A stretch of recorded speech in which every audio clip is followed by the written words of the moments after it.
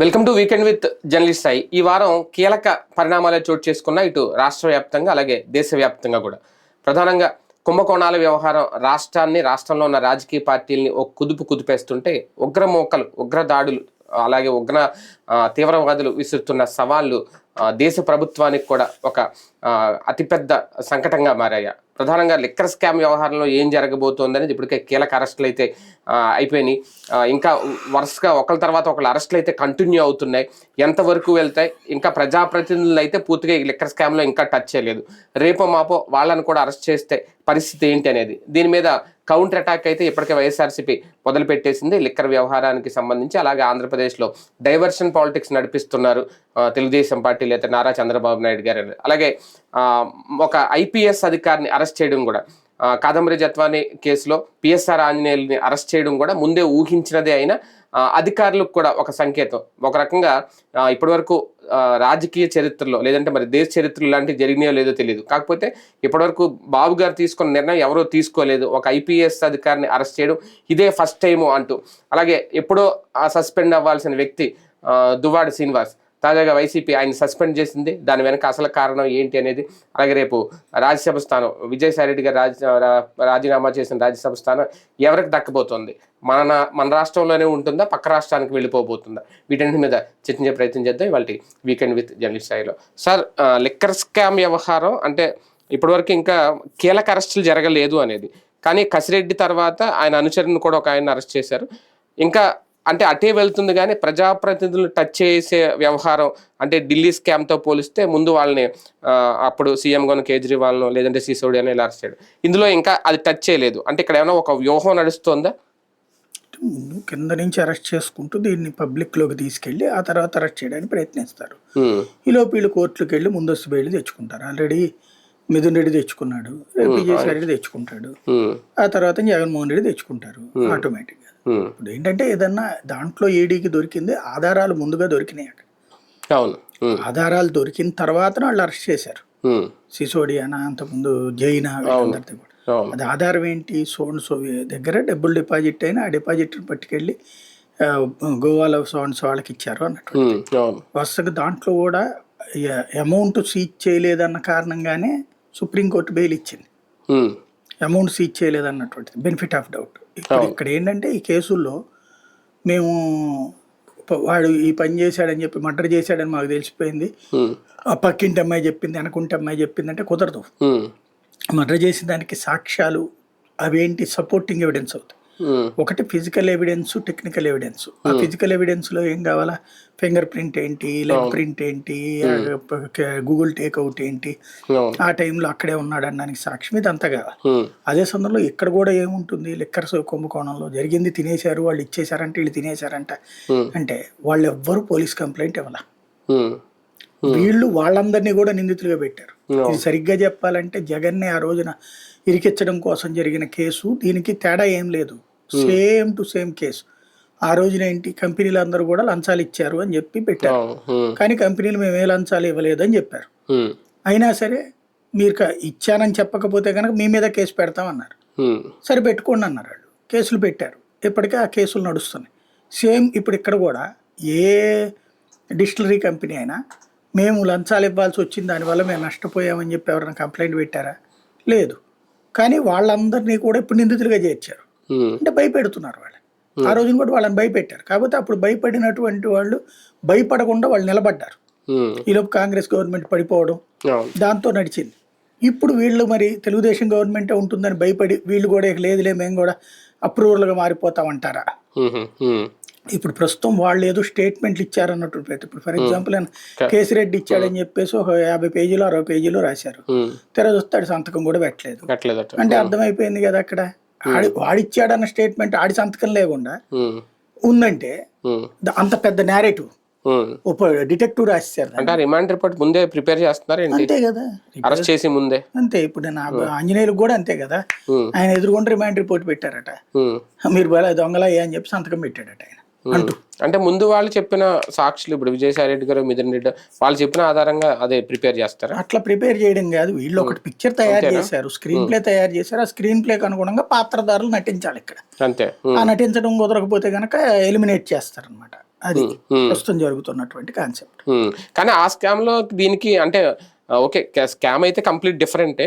కాకపోతే అప్పుడు ఇమీడియట్ గా ప్రజాప్రతినిధులను టచ్ చేసేసారు కదా. ఇది జగన్ కోసం వెయిటింగ్ గా, లేదంటే మిథున్ రెడ్డి, విజయసాయి రెడ్డి లైన్ లో ఉన్నారు అరెస్ట్? ఇవన్నీ ఎట్లా ఉంటదంటే ప్రజలకి ఫీలింగ్ అయితే చాలు. ఈ కేసులో ఈ నిలుస్తే చస్తాయి అనుకోండి. ఇప్పుడు ఫర్ ఎగ్జాంపుల్ అంగళ్ళు వ్యవహారంలో కేసు పెట్టారు చంద్రబాబు గారు మీద. నిలిచిందా చచ్చిందా? కేసు ప్రభుత్వం వచ్చాక విత్డ్రా చేసుకున్నారు. ఇప్పుడు ఈయన అంతే ఉంటాయి, ఇవన్నీ నిలిచేది కాదు, చచ్చేది కాదు. కానీ జనాలలో నిజమే కదా అనే భ్రమ కల్పించాలి ఇక్కడ. బేసిక్ సమస్య ఏంటంటే ఇప్పుడు మీకు ఒకసారి గుర్తు తెచ్చుకోండి, విజయవాడ మీద వరద 10 రోజుల పాటు బయటికి రాలేదు. ఇవాళకి కూడా జీవితాలు అతలాకుతలం అయి ఉన్నాయి. ఇవాళ ఆ రోజు నష్టపేరీలు ఇచ్చి 5,000 రూపాయలు, 10,000 రూపాయలు, 25,000 రూపాయలు ఇచ్చే శబాష్ అని సంకలు గుద్దుకున్నారు. కానీ వాళ్ళందరూ కోల్పోయినటువంటి జీవితం ఏంటి వాళ్ళకి? ఈ రోజు వరకు వాళ్ళ ఆస్తులు అట్లాగే ఉండిపోయినాయి కదా. ఇవాళకి కూడా ఏరియా మార్కెట్ ఏమైనా పెరిగిందా? అంటే స్కామ్లు జరిగినాయి అంటే ప్రజలు ప్రభావితం అవరా? నేను అనే పాయింట్ ఏంటంటే అప్పుడు ఏం చెప్పారు, ఈ పడవలు గుద్దేసేస్తానికి కుట్ర పన్నారు. ఏం తేలింది అందులో? జగనే జయించాడని కదా చెప్పింది. దేశద్రోహం అన్నారు కదా.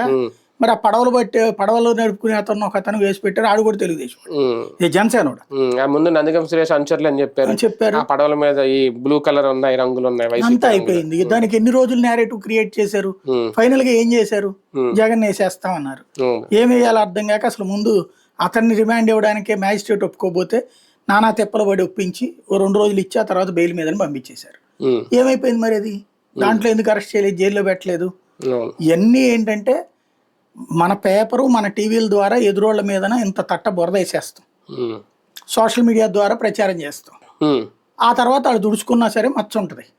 ఆ మచ్చ ఉంచడమే మన ఉద్దేశం తప్పించి ఇక్కడ ఏదో న్యాయం జరగాల, ఏదో అన్యాయం జరిగింది అన్నటువంటి పాయింట్ కాదు. Very simple. కళ్ళెదురుగుండా ఇప్పుడు రేట్ ఎక్కువ అమ్ముతున్నారా లేదా? బాటిల్ మీద రేట్ కంటే ఎక్కువ అమ్ముతున్నారా లేదా? ఎక్కడ అమ్ముతున్నారు? బెల్ట్ షాపులు. ఎందుకు అమ్ముతున్నారు? వాడు ఎంత డబ్బులు తీసుకు వేలం పాడుకున్నాడు. అది పాడుకోవడం నేరమా కాదా? బెల్ట్ షాప్ చట్టబద్ధమా? ఒకప్పుడు బెల్ట్ షాప్ 2014లో మొదటి సంతకం ఏంటి? బెల్ట్ షాపుల్లో రద్దు చేస్తాను. ఇవాళ బెల్ట్ షాపులకి ఓపెన్ ఆఫరు, అట్లాగే మద్యం దుకాణాలకి పర్మిట్ రూము. ఆ బెల్ట్ షాపులు వాళ్ళ ఎమ్మెల్యేలే పోరాడుతున్నారు, బెల్ట్ షాపులు తీయించండి అని. పైగా ప్లస్ అక్కడ ఆ బెల్ట్ షాపులకి వేలం పాటలు జరిగినాయని ఆడపత్రికలో రాసి ఆ బెల్ట్ షాపులు వేలాల కారణంగా కొట్టుకు వచ్చిన సంఘటనలు ఉన్నాయి. బెల్ట్ షాపులకు వ్యతిరేకంగా ఉద్యమాలు చేస్తున్నాయి. కళ్ళెదురుగుండా బెల్ట్ షాపులు కనబడతా బెల్ట్ షాపులు ఎంత ఇష్యూ నడుస్తుంటే లిక్కర్ షాపుల వాళ్ళు పర్మిట్ రూములు పెట్టుకుని తాగుతుంటే మాకెట్లా అని చెప్పేసి నరసరావుపేట దగ్గర వాళ్ళందరూ తాళాలు ఇచ్చారు, బార్లో వాళ్ళందరూ. అంతటి ఉద్యమాలు జరుగుతుంటే అంత కళ్ళెదురుగుండా ఇవన్నీ కనబడతాయి. అడ్డదిడ్డంగా విచ్చలవిడిగా మద్యం. ఇది కుంభకోణమా? డిస్టిలరీలో ఇచ్చి ఉంటాడంటే వీళ్ళకి కూడా ఇవ్వాలి, అంతే కదా. ఇప్పుడు ఏదైనా వదిలేస్తున్నారా గనులు? వాళ్ళు ఎదవరకు ఇసుక దవ్వుకున్నారు, వీళ్ళు ఏమైనా దవ్వడం మానేశారా? వాళ్ళు దవ్వి 4 రూపాయలు ఇచ్చారు, వీళ్ళు ఏది డబ్బులు ఇవ్వకుండానే తినేస్తుండే. కానీ ఇక్కడ లిక్కర్ స్కామ్ ఎంత హీట్ ఎక్కడానికి కారణం విజయసాయి రెడ్డి ఎంట్రీ తర్వాత, ఆయన చేసిన వ్యాఖ్యల తర్వాత. అంటే ఓకే, వాళ్ళు బురద జల్లాలనుకున్నా దానికి ఒక మేజర్ సపోర్ట్ అయిపోయారు విజయసాయి రెడ్డి. మొన్నటి వరకు ఇందులో కీలక పాత్ర పోషించారు కాబట్టి అందుకే ఇక్కడ డౌట్ రేజ్ అవుతుంది. రేపు పొద్దున హీట్ ఏముంటుంది దాంట్లో? ఇప్పుడు ఆయనకి ప్రభుత్వానికి వ్యతిరేక, జగన్కి వ్యతిరేక అయ్యాడు.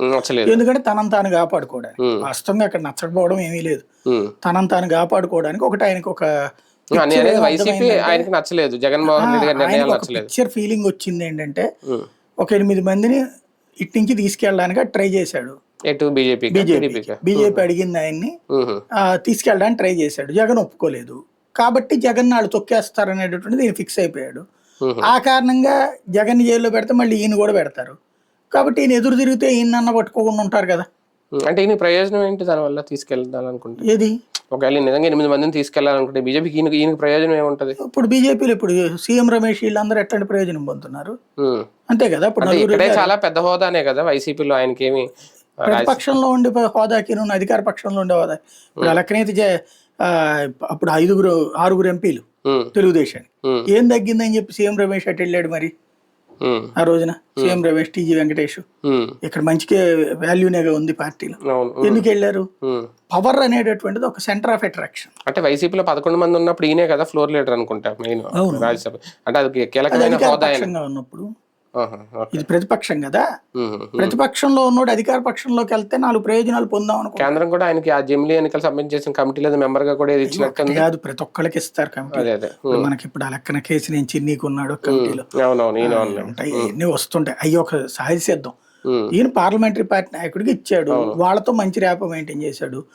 ఆ ర్యాపోతో జగన్ ఫీలింగ్ ఏంటి, ఇక్కడి నుంచి 8 మంది నువ్వు తీసుకెళ్లేది ఏంటి, ఎంతకాలం మనం బీజేపీకి సపోర్ట్ చేశాం కదా, నువ్వు మమ్మల్ని వదిలేసేయండి, మేము నీకు సపోర్ట్ గానే ఉంటామని చెప్పాలి కదా అంటాడు. వాళ్ళకి అలా కన్వే చేసే సీన్ ఈయనకి లేదు.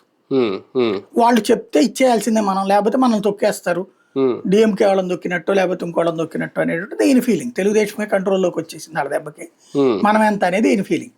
జగన్కి ఏంటి అట్లాంటి ఫీలింగ్ ఉండదు. ఒకప్పుడు సోనియా లోపలేపిచ్చింది, ఇప్పుడు వీళ్ళు లోపల ఇస్తారు కానీ ఏంటంటాడు. ఆయనతో పాటు నేనెందుకు జైల్లోకి వెళ్ళాలని ఈయన ఫీలింగ్. సింపుల్ లాజిక్ అనమాట. కాబట్టి ఆయన వ్యతిరేకంగా మాట్లాడితే తను వదిలేస్తారు కదా అనుకున్నాడు. కానీ తెలుగుదేశం వదిలిపెట్టలేదు కదా. ఇప్పుడు ఈయన్ని ఆ కేసులో నిందితుడిగా అని చేర్చిందిగా. ఇప్పుడు ఆయన రేపు అప్రూవర్ గా మారతాను అన్నాడు అనుకోండి, మారితే ఏమవుతుంది, స్టేట్మెంట్ రికార్డ్ చేస్తారు. జగన్ అరెస్ట్ చేయడానికి ఈయన వాడుకోవాలి. ఇప్పటికే కేసిరెడ్డి అంటే ఈ ముడుపులు జగన్కి వెళ్ళాయి, లేదంటే జగన్ ఓఎస్డీకి మేము ఇచ్చేసాం అని చెప్పాడు. దాని ఆధారంగా కూడా ఇన్ని విచారించచ్చా? కేసిరెడ్డి చెప్పాడు, వీళ్ళే చెప్పారు పత్రికలు. ఇప్పుడు ఇవన్నీ ఎవరు చెప్పారు, వాళ్ళు చెప్తున్నారు. కేసిరెడ్డి ఏముంది చెప్పడు కదా. కేసిరెడ్డి సంతకం పెడతాయి కదా దాని మీద. అదే అవును, కేసిరెడ్డి సంతకం పెట్టకుండా కేసిరెడ్డి చెప్పాడని చెప్పి ఇంకొకటి చెబుతావు. అదే కేసిరెడ్డి సంతకం పెట్టలేదు అన్నది కూడా ఓన్లీ సాక్షి వెర్షనే. అదే వీళ్ళు ఎవరు ఆ మొక్క కూడా రాయట్లేదు. అది వాళ్ళు ఎందుకు రాస్తారు, వాళ్ళు రాయినప్పుడు ఇంకా వాళ్ళు చెప్పిన దానికి ఈయన సాక్ష్యం చెప్తాడు. బేసిక్ గా సమస్య ఏంటి, కేసిరెడ్డి ఫాదర్ ఆల్రెడీ కోర్టులో కేసు కూడా వేసాడు, మా వాడి మీద అన్యాయంగా పెట్టారు కేసు, అసలు సంబంధం లేదనేసి. కాబట్టి అవి నడుస్తూ ఉంటాయి. ఇక అంటే కేసిరెడ్డి నుంచి కేసిరెడ్డికి మళ్ళీ అనుచరులా ఇప్పుడు నిన్న అరెస్ట్ అయిన అతను? ఇప్పుడు కేసిరెడ్డి ఫస్ట్ మెయిన్ అన్నారు, అవును. ఇప్పుడు నిన్న అరెస్ట్ చేసిన చాణక్య మెయిన్. చాణక్య అవును, ఎవరికి వాళ్ళు అందరూ మెయినే. అదే కదా. ఒకటి లెక్కర్ తినుండొచ్చు, తినలేదని చెప్పము. ఆ తినదాన్ని పట్టుకోవాలంటే ఇళ్ళు తినకుండా ఉండాలా. మనం అక్కడ బురద గుంట్లో కూర్చుని బురద గురించి ఉపన్యాసం చెప్తేటగా. రెండవది పట్టుకోవచ్చు, తప్పేముంది అందులో. దాంట్లో ఇప్పుడు పట్టుకుని చూపించేది ఏంటంటే నీ కక్ష తీర్చుకోవడం అంతే. కొన్ని కేసు ఆయన స్కిల్లో పెట్టారు కాబట్టి ఈయన మధ్యలో అన్నట్టు సుప్రీంకోర్టు అప్పుడు దాంట్లో ఇచ్చింది కాబట్టి. కానీ అప్పుడే సుప్రీంకోర్టు చాలా కోపం వచ్చింది దానికి. చివరికి కేజ్రీవాల్కి అందుకే కదా బెయిల్ ఇచ్చింది, మళ్ళీ బెయిల్ రద్దు చేయలేదు కదా కేజ్రీవాల్. కాబట్టి ప్రభుత్వాలు ఒకళ్ళ మీద ఒకళ్ళ కేసులు పెట్టుకుంటున్నారన్న ఫీలింగ్ ఆల్రెడీ అప్పుడే వచ్చింది సుప్రీంకోర్టు. ఇప్పుడు ఏమవుతుందో చూడాలి వీటి. కానీ ఢిల్లీలోను తెలంగాణలోను అయితే ఆ కేసు ఎఫెక్ట్ కనిపించిందా? ఇక్కడ కవితను అరెస్ట్ చేయడం కానీ అక్కడ వాళ్ళని అరెస్ట్ చేయడం కానీ, రెండు చోట్ల అధికారాలు కోల్పోవడం. కేసులో మళ్ళీ నేను చెప్తున్నాను, మనం అర్థం కాక మాట్లాడుతున్నామో లేకపోతే జనానికి అర్థం తెలియదని మాట్లాడుతున్నాం అనేది పబ్లిక్ సీరియస్ గా తీసుకుందా, అందుకే రెండు చోట్ల ఓడిపోయారు. అక్కడ ఉన్నటువంటి ప్రభుత్వ మద్యం దుకాణం ప్రైవేట్ అయింది, ఇక్కడ ప్రైవేట్ మద్యం దుకాణం ప్రభుత్వం అయింది. పబ్లిక్ ఎక్కడ సీరియస్ అవుతారు? ప్రభుత్వ మద్యం దుకాణం ప్రైవేట్ అయినప్పుడు ఆడు బాధితుడు, బెల్ట్ షాప్ మన ఇంటి ముందుకు వచ్చినప్పుడు. అంతేగాని మన ఇంటి ముందు బెల్ట్ షాప్ తీసి ప్రభుత్వం టైం ప్రకారం మద్యం అమ్ముకుంటే ప్రజలు ఎట్ట బాధితులు అవుతారు? వాళ్ళు ఎందుకు వ్యతిరేకిస్తారు? పైన తిన్నాడు, ఎవడు తినలేదు అనుకుంటారు అంతేనా? కామన్ గా ఎవడు తినలేదు అనుకుంటున్నారు. ఇవాళ తప్పంటలేదు అక్కడ, తినొద్దు అంటలేదు అక్కడ. కానీ వాళ్ళు తక్కువ తిన్నారు, వీళ్ళు ఎక్కువ తిన్నారు. అక్కడ 100 కోట్లు అంటే ఇక్కడ 1000 కోట్లు అంటే ఈ చర్చ అయితే నడుస్తుంది. మరొక అంటే లిక్కర్ స్కామ్ అరెస్ట్ ఒక ఎత్తు అయితే, ఇప్పుడు నిన్న రజనీ గారికి సంబంధించి పెడితే రజనీ వాళ్ళ మరిది గోపిని అరెస్ట్ చేశారు. అంటే ఈ అరెస్టులు మేము ఆపేయలేదు, ఓన్లీ లిక్కర్ స్కామే కాదు, ఒక మూకుమ్మడి అరెస్టులు మొదలవుతున్నాయని సంకేతం, లేదంటే ఎప్పటి నుంచో జరుగుతున్నది ఇప్పుడు కంటిన్యూ అవుతున్నాయి నడుస్తున్నాయి? లేదు, చంద్రబాబు నాయుడు అరెస్టులు చెయ్యడు, కేసులు పెట్టడు. ఎప్పుడూ కూడా పవర్లో ఉన్నప్పుడు ఒక రకంగా ఉంటాడు ఆయన మెప్పు కోసం ఆయన చూసుకుంటాడు. దాని వలన ఆ తర్వాత వచ్చింది రాజశేఖర రెడ్డి టైంలోనో లేకపోతే జగన్మోహన్ రెడ్డి టైంలోనో తెలుగుదేశం వాళ్ళని ఇబ్బంది పెట్టారు. మర్డర్లే జరిగినాయా లేకపోతే దందాలే జరిగినాయా, అట్లాంటి టైంలో మేమేమో సఫర్ అవుతున్నాము, మేమందరం మీ వెనకాల ఎందుకు ఉండాలి అని అడిగారు లోకేష్ని, చంద్రబాబుని మొన్నటిసారి. ఆ 2-3 సంవత్సరాల పాటు వీళ్ళు తిరిగినప్పుడు వాళ్ళందరినీ కన్విన్స్ చేయాలని ప్రయత్నించినప్పుడు వాళ్ళు వేసిన ప్రశ్నలు అది. ఈ దఫా అట్లుండదు, ఈ దఫా నాన్నను కూడా నేను మారుస్తానని హామీ ఇచ్చాడు లోకేష్, అందుకే రెడ్ డైరీ తీశాడు. కాబట్టి ఈ దఫా అధికారులైన జైళ్లలో వేసేస్తాము, అందరినీ జైళ్లలో వేసేస్తామని చెప్పారు. చెప్పిన తర్వాత ఇప్పుడు అది రోజు వీళ్ళు గుర్తు చేస్తున్నారు. ఇప్పుడు ప్రస్తుతం ఏంటంటే మనకి మహాభారతంలో భీముడు వీళ్ళందరూ కూడా ఆ లక్క గృహ దగ్ధం తర్వాత లోపల ఒక అడవిలోకి వెళ్ళిపోతారు. వెళ్ళిపోయిన తర్వాత అక్కడ బకాసురుడు వ్యవహారం ఒకటి వస్తుంది. ఎవరింట్లో ఏ బ్రాహ్మణుల ఇంట్లో అయితే వీళ్ళు ఉంటారో ఆ ఊర్లో ఉన్నటువంటి వాళ్ళందరికీ రాక్షసుడు అందరినీ తినేస్తుంటే, అయ్యా నువ్వు అందరినీ తినేస్తా, మేము అందరం బతకపోతే రేపొద్దు నువ్వు కూడా ఆకలితో చేస్తావు కాబట్టి రోజుకు ఒకళ్ళని తినండి అని చెప్పి ఊళ్ళో వాళ్ళు ఒక ఇది ఇచ్చారు. ఓ బండెడు ఫుడ్ మనిషి వెళ్తుంటారు. అట్లాగా రోజు వెళ్తా ఉన్నటువంటి సందర్భంలో చివరి రోజున భీముడు వెళ్ళి చంపడం ఇది చూసాం. అట్లాగే ఇప్పుడు ఆ సంతృప్తి పరచాలంటే రోజుకు ఒకడిని ఎవడో ఒకటి కేసులో ఉండాలా, రోజు ఒకటి జైల్లో ఉన్నట్టు ఉండాలా, రోజు ఏదో ఒకటి జరిగిపోతున్నటువంటి ఒకటి మానసిక సంతృప్తి ఉండాలి ఇక్కడ. ఈ సంతృప్తి పరిచేటటువంటి చర్య ఇది. అంతేనా? అంటే మేము ఎవరిని విడిచిపెట్టామని సంకేతం. ఇప్పుడు విడుదల రజనీ కేసు అయిపోయింది, అందులో ఇంకే అరెస్ట్లు ఉండవు అనుకున్న టైంలో సడన్ గా తీస్తున్నారు బయటికి. ఒకేసారి తెల్లారేసేవాడికి పలానా వ్యక్తి అరెస్ట్ రాత్రి అనేది వస్తుంది. అంటే బేసిక్ గా వాళ్ళ మెయిన్ ఎయిమ్ నేను చెప్తోంది నియోజకవర్గాల నాయకుల మానసిక సంతృప్తి పరిచేటటువంటి చర్య. ఇది ఒక రకంగా చెప్పాలంటే రాష్ట్ర రాజకీయ ముఖ చిత్రం మార్చబోతున్నటువంటిది. ఎందుకంటే ఇప్పుడు ఈ ఇన్సిడెంట్స్ వీళ్ళు చేస్తారు, ఎల్లకాలం వీళ్ళు పవర్ లో ఉండరు, రేపు వచ్చినోడు మళ్ళీ వీళ్ళని చేస్తాడు, వీళ్ళ ఆఫీసులను చేస్తాడు. ఫైనల్ గా ఏంటంటే నాయకులందరూ ఒకసారి జైలు చూసి రావాలి. అదే సందర్భంలో సచ్చినట్టు ఆ పార్టీకి విధేయులుగా పడి ఉండాలి బానిసలుగా, ఎందుకంటే ఆ కేసులు తప్పించుకోవాలంటే. కాబట్టి ఈ సరికొత్త రాజకీయము వాళ్ళు వేసిన ట్రాప్ కాదు. పాపం చంద్రబాబు నాయుడు తప్పు కాదు, లోకేష్ తప్పు కాదు, వాళ్ళని ట్రాప్ లోకి లాగబోయి మానసిక ఉన్మాద కార్యకర్తల యొక్క మనస్తత్వానికి అనుగుణంగా చేస్తున్నారు. ఈ ఉన్మాద కార్యకర్తలు 10% ఉంటారు, కానీ దీని వల్ల సఫర్ అయ్యేటటువంటి వాళ్ళు 40-50% మంది. ఇప్పుడు రేపు పొద్దున ఇది ఒక ఫినామినా, ఒక సూత్రం. ఇవాళ రోజున రేపు జగన్ గనక తన అధికారంలోకి వచ్చాక నేను చేయకూడదు అనుకున్నాడు అనుకోండి, తాడదేస్తానంటారు జనం. అక్కడ అసలు జగన్ మాట ఎవడు వెండు. ఇప్పుడు ఇవాళ విడుదల రజనీ మీద కేసు ఎవరు పెట్టిస్తున్నాడు? పత్తిపాటి పుల్లారావు పెట్టిస్తున్నాడు. లేదా ఇప్పుడు అతని పేరు ఏంటది, కాకాని గాని ఎవరిదైనా సరే లోకల్ గా ఉన్నటువంటి వాళ్ళు పెట్టిస్తున్నారు. అక్కడ పోలీసులు కూడా వాళ్ళ మనుషుల్నే పెట్టుకుంటున్నారు. ఇది ఎప్పుడైతే జరుగుతుందో అక్కడ ఆగుతారా రేపు పొద్దున? అంటే ఇది ప్రతిదీ చంద్రబాబు లోకేష్ ఫాలో అప్ చేయట్లా. చంద్రబాబు లోకేష్ జగన్ మీద చూసుకుంటున్నారు, బాబు కూడా చూడట్లేదు, లోకేష్ చూసుకుంటున్నారు. ఇప్పుడు కింద ఇవన్నీ ఎవరు చూస్తారు? ఎవరి నియోజకవర్గంలో వాళ్ళు తమ కక్షలు తీర్చుకుంటున్నారు. ఎప్పుడైతే నువ్వు కక్ష తీర్చుకుంటావు రేపు అవతలోడు ఊరుకుంటాడా? ఇప్పుడు ఏమవుద్దంటే మనకి హైదరాబాదు వాస్తవంగా ఆ మధ్యన ఖాళీ అయింది, మళ్ళీ ఇప్పుడు హైదరాబాద్ ఫుల్ అవుతుంది.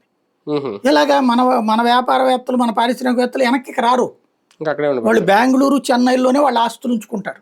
ఎందుకంటే ఇక్కడికి వచ్చి వ్యాపారం పెడితే నాశనం చేస్తారు, ఇక్కడికి వచ్చి పరిశ్రమ పెడితే నాశనం చేస్తారు, ఇక్కడికి వచ్చి వ్యవసాయం చేస్తే నాశనం చేస్తారు. తట్టుకోలేకపోవడం కాదు, ఒకళ్ళని నాశనం చేసుకోవాలన్న కోరిక అంతే. అదే తెలంగాణలో ఉంటే ఎవడ వ్యాపారం వాడికి అక్కడ డబ్బులు సంపాదించుకుంటారు, ఇక్కడికి వచ్చి రాజకీయం చేస్తూ ఉంటారు, నడిచిపోతా ఉంటది. కానీ అంటే ఒకటి ఇప్పుడు విడుదల రజనీకి సంబంధించి అరెస్ట్ జరిగిన పెద్దిరెడ్డి రామచంద్రరావు గారు అనుచరుని కూడా ఒక ఆయన అరెస్ట్ చేశారు. కాకాని విషయంలో ఓకే ఆయన ఎక్కడ ఉన్నారో తెలియదు అనేది, కాకపోతే అందులో అనుచరులు అయితే ఇంకా ఏం అరెస్ట్ చేయలేదు, మేబీ చేస్తారేమో తెలియదు. అంటే ఇలాగా ఆల్రెడీ వంశీ 70 రోజులు ఎంత అయిపోయింది పాప ఆయన జైల్లో ఉండి, మరి బయటకు వస్తారు లేదు, నిన్న కూడా బెయిల్ పిటిషన్ కొట్టేశారట. ఇలాగంటే కీలక నేతలను ముందే టార్గెట్ చేసి ఒక హిట్ లిస్ట్, అదే నా రెడ్ బుక్, అందులోనే అప్పుడు అంటే ఫైర్ బ్రాండ్లుగా ఉన్న వాళ్ళు ఇలా కాస్తంత గట్టిగా మాట్లాడు వాళ్ళందరికీ ఇంకా వైసీపీలు ఇప్పుడు భద్రత లేదని అనుకోవాలి. వాళ్ళని ఇప్పుడు వాస్తవంగా ఏంటంటే జగన్కి దూరంగా వెళ్ళాలనుకున్న వాళ్ళకి మళ్ళీ జగన్కి దగ్గర చేర్చారంతే. ఇప్పుడు అలాగైన వాళ్ళు అందరూ లేదు ఇక మేము జగన్ వద్దు మాకు చంద్రబాబు నాయుడు దేవుడు అనుకుంటారు వాళ్ళు ఎవరన్నా. బాబు వేధించి ఇప్పుడు బాబుకి ఇదివరకు ఎందుకని చెప్పి ఒక కోపం వచ్చింది ఎన్టీఆర్ మీదన, తనను వేధించాడని చెప్పి. అట్లాగే కోపం వస్తుంది కానీ ఎవరికైనా ప్రేమ వస్తుందా? తమను అరెస్ట్ చేయించిన జైల్లో పెట్టించినటువంటి ఇప్పుడు ఏబి వెంకటేశ్వరరావు మీద జగన్ కోపం వచ్చిందా ప్రేమ వచ్చిందా?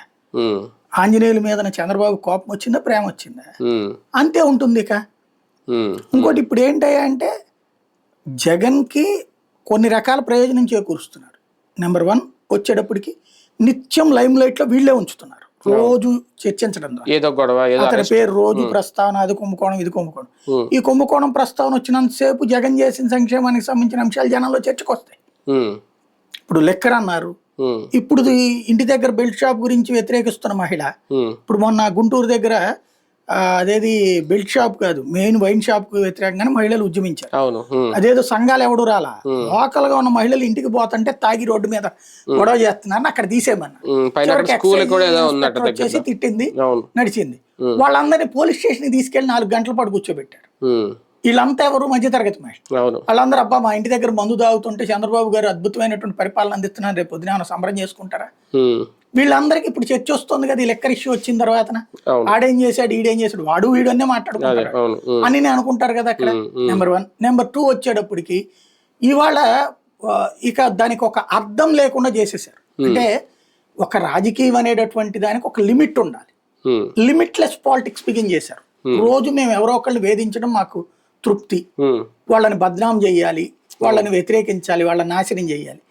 నాశనం అనేటటువంటి దాన్ని విజయం కింద ఎప్పుడైతే చూస్తారో ఎవడైనా నాశనం అవుతానే ఉంటాడు. ఇక ఇది రెండవది. మూడవది దీని ఇంపాక్ట్ ఏమవుతుంది, ఏ పారిశ్రామికవేత్త ఏ వ్యాపారవేత్త ఆంధ్రాకి రావాలి ఇప్పుడు? అట్లాంటి అరసాలాంటి వర్షాలాంటివి రావాలి. అదానీ వస్తే దొంగ, జిందాల్ వస్తే దొంగ, దోచిపెడుతున్నారు. జిందాల్కి ఫేవర్ చేసినందుకు పిఎస్ఆర్ ఆంజనేయులు జైలుకి వెళ్తాడు, లేకపోతే అదానికి ఫేవర్ చేస్తే ఇంకొకళ్ళు జైలుకి వెళ్తారు, కేసులు పెడతారు, వాళ్ళందరూ దొంగలు. అదే ఇక్కడ $300 పన్ను కట్టి అమెరికాలో కేవలం $300 పన్ను కట్టినటువంటి సంస్థ ఇక్కడ కనీసం హైదరాబాద్లో ఒక ఆఫీస్ అడ్రస్, ఒక అపార్ట్మెంట్లో ఫ్లాట్లో ఉన్నటువంటి సంస్థ వాళ్ళకు మాత్రం అద్భుతం చేస్తారు. దాని గురించి కాదంటే గనక వాళ్ళు అంతు చూస్తాం, ఎన్ఆర్ఐల్ని నాశనం చేసేస్తున్నారు. లక్షల కోట్లు అయింది, అది 7 లక్షల కోట్ల పెట్టుబడులు వచ్చేసినాయట. మరి అది ఎక్కడ ఉన్నాయో అర్థం కావట్లేదు. అప్లై చేసిన వాళ్ళందరికైతే కనుక జగన్ 14 లక్షల కోట్లు తెచ్చినట్టు, చంద్రబాబు 20 లక్షల కోట్లు తెచ్చినట్టు. కానీ ఈ మొక్కలు అట్లా వెళ్ళిపోతాయి. క్లారిటీ ఇచ్చినట్టు మేమేం 99 పైసలు తీసుకోలేదు, ఎకరకు ₹1 వరకు తీసుకున్నాం. లేదు కరెక్టే. అసలు సంస్థ ఏంటి? వాళ్ళు ఏదో అమెరికాలో ఉందంట కదా, అమెరికా నుంచి ఆయన వీడియో అదే చెప్పేది. అమెరికాలో ఎక్స్పర్ట్స్ $300 ట్యాక్స్ కట్టారట వాళ్ళు. అమెరికాలో కూడా స్టార్ట్అప్ కంపెనీనే అది. అంతే, $300 అంటే ఏముంటుంది, స్టార్ట్అప్ కంపెనీ. అది కూడా రిజిస్టర్ చేసుకుంది ఏడాది క్రితం అయినట్టు. అక్కడ ఏడాది క్రితం రిజిస్టర్ అయిన సంస్థ $300 డబ్బులు కట్టిందంటే వీళ్ళు పెట్టిన పెట్టుబడికి కట్టుంటారు. అందుమించిపోయి ఏదైనా వ్యాపారం మేము ఇదిగో సో ఇన్ఫోసిస్ వాడికి మేము సప్లై చేస్తున్నాం డేటాది, లేకపోతే మైక్రోసాఫ్ట్ వాడికి మేము సప్లై చేస్తున్నాం, ఇట్లాంటి ఆ కంపెనీల పేర్లు చెప్పాలి వాళ్ళు. పోనీ ఇక్కడ ఏమన్నా వ్యాపారం నడిపారా? ఇప్పుడు అదాని అనేటటువంటి వాడు ప్రపంచవ్యాప్త వ్యాపారస్తుడు. వాడు కృష్ణపట్నం పోర్టు తీసుకుంటే రచ్చరచ్చ చేశాం. వాడు అక్కడి నుంచి తీసుకెళ్లిపోయాడు శుభ్రంగా చెన్నైకి. కృష్ణపట్నం పోర్టు ఇప్పుడు నామమాత్రం. అలాగే వాడు దాని పేరేంటది, విశాఖపట్నం పోర్టు తీసుకుంటే నానా రచ్చ చేశాం వాడికి సంబంధించి. వాడి దగ్గర నుంచి కరెంటు ఏది, అది కూడా వాడు సెకీకి అమ్మితే సెకీ నుంచి కొంటే సెకీ మీద పచ్చి బొర చల్లాం. కేంద్ర ప్రభుత్వ సంస్థ అదే కరెంట్ ఇప్పుడు వాడతాను. అంటే ఇక్కడ మనకి ఏం జరుగుతోంది, అప్పుడు బడా పారిశ్రామికవేత్తలు వస్తే వాళ్ళని దొంగలను అన్నాం. ఇప్పుడు వీళ్ళేమో ఊరు పేరు తెలియనటువంటి వాడు వచ్చి మహా బిల్డరు, మహా వ్యక్తి, ఇలాంటి వాళ్ళు వస్తేనే రాష్ట్రానికి కోట్లు వస్తాయని చెప్పి వాడికి కనీసం ₹1 ఖర్చు పెట్టగలిగినటువంటి వాడు కానటువంటి వాడిని తెచ్చి పెడుతున్నాం. ఎక్కడికి పోతున్నాం అంటే అక్కడ పెట్టుబడుల కోణం చూడాలా, లేదంటే ఒక కొత్త కంపెనీకి ప్రోత్సాహం ఇస్తున్నారు, రేపు పొద్దున్న ఉపాధి కల్పిస్తారు. ఇప్పుడు వాళ్ళు మీరు చెప్పినట్టు అందులో ఇప్పుడు సీఈఓగా పెట్టిన పేరు ఆయన ఏదో కంపెనీలో ఇంకా అక్కడ జాబ్ చేస్తున్నాడట, ఏదో ఎంతోగానే ఎర్న్ చేస్తున్నారని ఏదో లెక్కలు చెప్పారు వాళ్ళు. అంటే వాళ్ళు అలాగే వేరే చోట్ల ఒక 4 కలిసి సీనియర్స్ జాబులు చేసుకుంటూ ఇప్పుడు ఆంధ్రప్రదేశ్లో ఒక అవకాశం ఇస్తే ఒక కంపెనీ పెట్టి దాని ద్వారా వాళ్ళు డెవలప్ అవ్వాలని అనుకున్నారు. ఒకవేళ వస్తే దాని ద్వారా కొంతమందికి వీళ్ళన్నట్టు 1000 మందికో 1,00,000 మందికి ఉపాధి వస్తుందేమో. మేబీ అలా జరిగితే అంటే నాది ఒక వెర్షన్ మంచిదే కదా, ఎందుకు ఇప్పుడు దాన్ని ఎందుకు ప్రోత్సహించకూడదు? ఇప్పుడు 60 ఎకరాలు ఎందుకు ఇవ్వాలా? అంటే వాళ్ళు భారీ స్థాయిలో కంపెనీ పెట్టాలనుకుంటే కావాలి. నువ్వు జీతానికి పని చేస్తున్నాడు, భారీ స్థాయిలో కంపెనీ ఎట్ట పెడతాడు ముందే? ఆ డబ్బులు ఎక్కడ ఉన్నాయి వాళ్ళ దగ్గర? 60 ఎకరాలు 1,50 లక్షలు అన్నారు. వాళ్ళే అన్నారు 3,000 కోట్ల పెట్టుబడులు ఎక్కడ పెట్టగలం, మా వల్ల అవుతుందా? నువ్వు నీ అర్హతకి సంబంధించింది చెయ్యి. నువ్వు ఓ బండెడు అన్నం నువ్వు తినలేవు కదా, నువ్వు తినేది 3 గుప్పెళ్ళు అన్నం. ముందు అది తింటా పెరుగు, అంతే కదా. నీకు 3,000 కోట్ల ఆస్తి ఎందుకు ఇప్పుడు? నువ్వు 3,000 కోట్ల పెట్టుబడులు పెట్టలేవు, కానీ నువ్వు 3,000 కోట్ల ఆస్తి లాక్కుంటున్నావే, ఎట్లా కరెక్ట్? ఏ విధంగా జెన్యూన్ అది? ఇప్పుడు పోనీ ఇది రిజర్వ్ అనుకుందాం, వెరీ గుడ్ మీరు చెప్పినటువంటి విధంగా. మరి వాన్పిక్ అనేటటువంటిది పెట్టినటువంటి నిమ్మగడ్డ ప్రసాద్ వాడు ఏమన్నా వేస్టా? కాదే, ఆయనకి మా టీవీ నడిపాడే, స్టార్ టీవీకి అమ్మాడే, ఎంత పెద్ద వ్యాపారవేత్త. లేపాక్షి నాలెడ్జ్ పెట్టినటువంటి వాళ్ళు మంచి పారిశ్రామికవేత్తలేనే, వాళ్ళని మరి దొంగలుగా చూపించామే, చివరికి వాళ్ళ ఆపిచ్చామే. మరి అప్పుడేమైంది ఈ న్యాయం? ఇంకోటి, ఇప్పుడు భారతీయ సిమెంట్లో ఆ దాల్మియా దాన్ని పెట్టారు. దాల్మియా ఆడేమన్నా బచ్చాడా? దాల్మియా ఏ స్థాయి వ్యాపారవేత్త? మరి అతని మీద కూడా కేసు పెట్టారుగా. Srinivasan, Chennai super kings owner plus cements factory అతని మీద కేసు పెట్టారే. వాళ్ళు ఒరిజినల్ కోటీశ్వరులు, ఒరిజినల్ వ్యాపారవేత్తలు. వాళ్ళని దొంగలని పెట్టాం మనం ఇక్కడ వీళ్ళు దొరలు అంటున్నాం. ఎలా జెన్యూన్ మరి? కొన్ని వీళ్ళు కనీసం బిజినెస్ కూడా లేదు.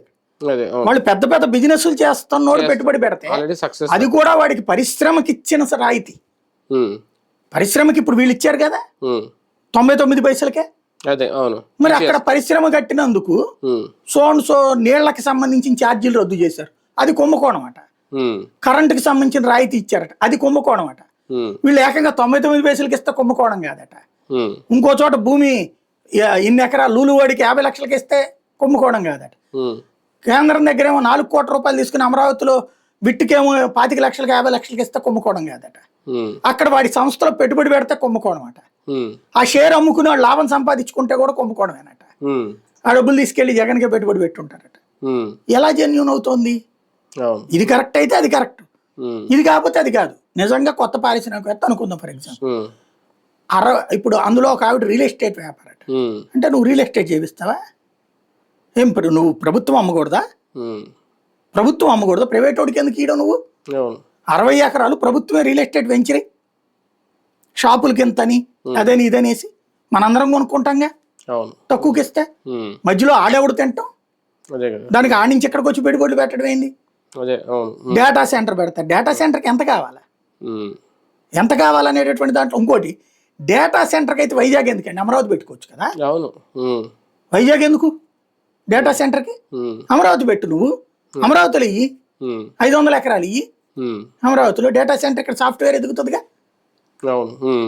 అక్కడ ఆపరేషన్స్ వర్క్ జరగాల, సర్వీస్ సెక్టర్. అది కదా తేడా. అవును. కానీ ఒకటి ఐపీఎస్ అధికారుల విషయంలో అంటే ఈ ప్రభుత్వం వచ్చిన తర్వాత 3 అధికారులను సస్పెండ్ చేశారు, వాళ్ళ సస్పెన్షన్ పెంచారు. ఇప్పుడు అందులో ఒక అధికారిని అరెస్ట్ చేశారు. పివి సునీల్ కూడా రంగం సిద్ధమైపోయినట్టుంది కదా అంతా. అంటే ఏంటి ఐపీఎస్ అధికారులకి అంటే ఇప్పుడు ఇంతకుముందు ఇలాంటివి చూసుండ్రు, అది బాబు గారు క్రెడిట్ అనుకోవాలా, లేదంటే ఈ ప్రభుత్వం వాళ్ళకి ఇస్తున్న ఒక షాక్ అనుకోవాలా? జీవితంలో మళ్ళీ రేపు పొద్దున తమను ఎవరిని అరెస్ట్ చేయకుండా చూసే ప్రయత్నం. చంద్రబాబు అరెస్ట్ అన్నటువంటిది వాళ్ళకి ఒక పాఠమైంది. ఇంతకుముందు ఐపీఎస్లు మామూలుగా అటుంటారు ఇటుంటారు, సహకారాలు ఉంటారు, సమాచారాలు అందించుకుంటారు, కాబట్టి స్నేహంగా ఉంటారు. అంటే ప్రతిపక్షంలో అధికార పక్షం చెప్పినట్టు చేస్తూ కూడా ప్రతిపక్షంతో టచ్ లో ఉంటారు.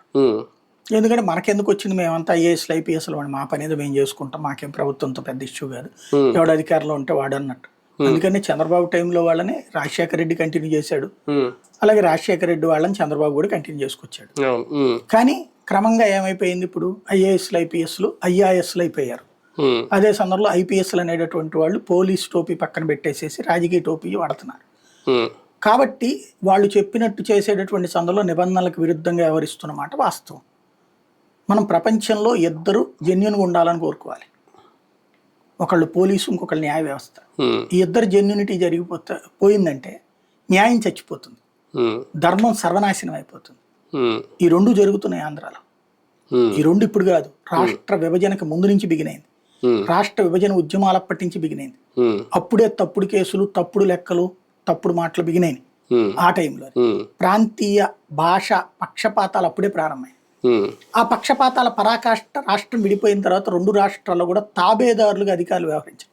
ఎందుకంటే చిన్న రాష్ట్రాలే, చిన్న రాష్ట్రాల ముఖ్యమంత్రితో యాక్సెస్ ఎక్కువైపోతుంది.